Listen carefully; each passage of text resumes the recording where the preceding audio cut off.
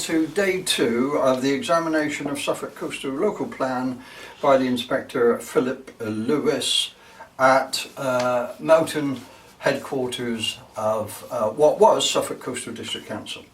The matters arising on day 2 of the hearings were substantive. They were questions that were put basically by the inspector to the council to explain what they were going to be doing in various areas. The main thing was, is the plan positively prepared and would it be effective in addressing the likely needs of gypsy travellers and travelling showboat people, travellers or show, whatever. I think that's sort of mispositioned. That got deferred until after we dealt with a pressing matter, which was distribution of growth and a settlement hierarchy, whether the plan set out a clear strategy for the pattern of development consistent with the national policy. Now, the plan, and all the inspector is there to do, is to ensure that it's a sound plan and it complies with all other regulations. And the big overarching regulation is, what is the national policy? And it doesn't really matter what we specifically here might think is useful. If it doesn't comply with that, it won't get approved and the plan will not be accepted. Anyway, that involved a lot of discussion about which towns were going what, who should have which. There were 2 big issues in the whole thing, and it started yesterday, continued today. One is that there is a vested interest in ensuring that the East Suffolk part of our district is an area that has significant building in it into the future, because that currently isn't in the current plan. There is another group who are squabbling over the 800 dwellings that are going into Saxmundham, and that seems to be 3 landowners, so there's a couple of barristers, and they are sniping on a pretty regular basis, and the way of sniping is to show up the other guy's plans or needs or whatever. So that's what I observed. I mean, I could well be wrong, I might be doing them all an injustice, but I don't think so.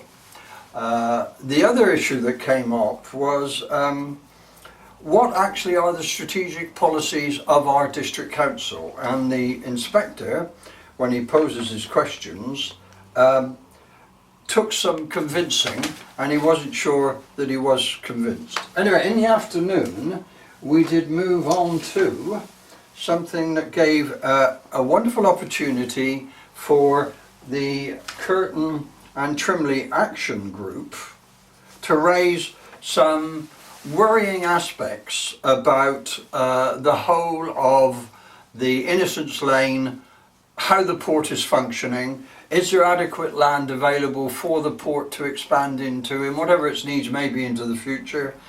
And to that end, the council called in somebody that had prepared a report for them, and they made their presentation to the inspector. Well, the inspector wasn't at all happy, it struck me, with the explanations, and he continually asked whether the amount of land that was being set aside for employment was excessive and too much. And he questioned what is in the pipeline, and he questioned what function did the council see that wasn't being delivered in our area that a development at Innocents Farm would have. And that equally had a fallback on what would happen at St Martin's, St Mary's and Felixstowe itself, because as you're aware, we also have a garden neighbourhood supposedly that will be delivering in excess of 2,000 houses. So all in all, it was a very good meeting.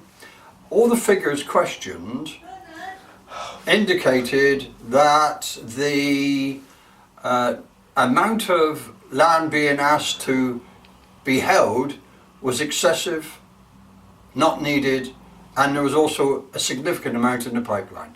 More on that the next time I come back to you. There are a number of clips and interviews I did with various bodies attending, and hopefully young Bernard will get those to accompany these in the appropriate places. See you the next time. Bye bye.